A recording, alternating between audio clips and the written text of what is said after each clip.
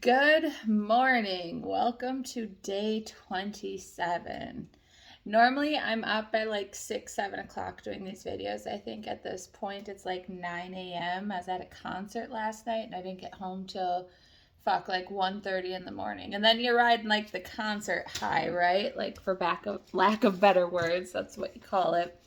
And then you got to unwind and then fall asleep somewhere. Either way, I slept until 8 o'clock today, which is unfathomable for me, but that is all part of like self care.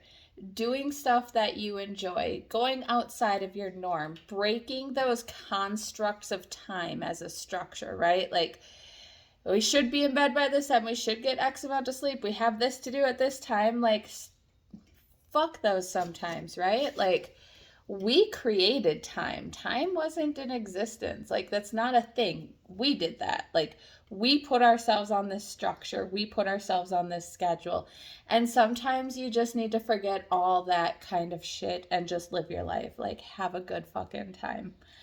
Um, anyway, that is not what day 27 is about. What day 27 is about is some coping skills. Humans are very hands-on creatures. We really like to know the specifics, tangible shit, right? So when we get put in these situations, we say, use your coping skills. Okay, but what are my coping skills? And that's the thing that I hear from so many clients, I need to learn coping skills. The thing with coping skills is the majority of the time we're already doing it. Us as humans, we've had to adapt and we've had to cope, and it's how we get through things. It's a pretty basic survival skill for us, right? So a lot of times we're applying coping skills and don't even realize that's what we're doing.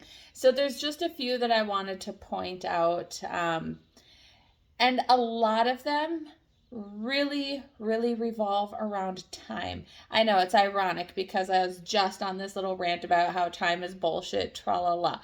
But when it comes to these cases of like, you're feeling triggered, you're in a sticky situation, shit is not going fucking well, take a fucking breath, calm yourself down, and give yourself time to think about it, to actually think about it.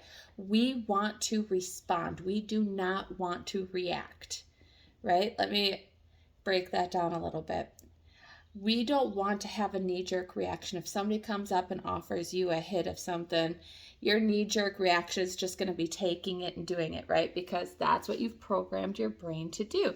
We've talked about this, right? The survival part of our brain kicks in and suddenly, like, that's knee-jerk reaction. So what we want to do is be able to slow the fuck down and respond. We want to think about it. And that's where some other coping skills come into play here. We can think about our worst case scenario. All right, if I do this, what's going to happen? We can play the tape forward. All right, if I do this, I am going to feel like shit about myself. I'm probably going to have to lie to my family, PO, whomever. Or I have to come clean and tell them the truth. I lose my sober date, or I keep using. I end up in jail, prison, dead. I go back to a return to use. I let myself down for everything that I've worked for. I mean, you play the tape forward, right? You think about what's going to happen, and then also think about what's the worst case scenario. All right, I'm going to hurt my family. Worst case scenario. Whatever that may be. These are going to turn into protective factors that are going to help you get yourself out of that situation, right? So the different types of coping skills revolve stop and think. Just stopping. Like I said, it's all very time-based, ironically, but it is what it is. I tell my clients all the time that, like, all right, if you stop and give yourself a chance to think about it, maybe you still say yes, maybe you still do it. But you know what? At least you know going into it that you made that decision. You consciously chose to do that versus knee-jerk reaction coming to me and being like, I don't know what the fuck happened. You reacted, you didn't respond. So really just kind of slowing it down. Now, other coping skills would be calling somebody. If you have a safe person, somebody, that human connection we've talked about, call them. Hey, I'm in a sticky spot. I just need to talk to somebody right now. And this applies further than addiction. Like, we've all done this before in our lives. That's what I mean. Like, we've already implemented these coping skills. Like, I'm driving home late last night. I thought about calling somebody. Hey, I'm fucking tired and I'm driving on these back ass country roads from Minnesota. Like, talk to me, keep me awake.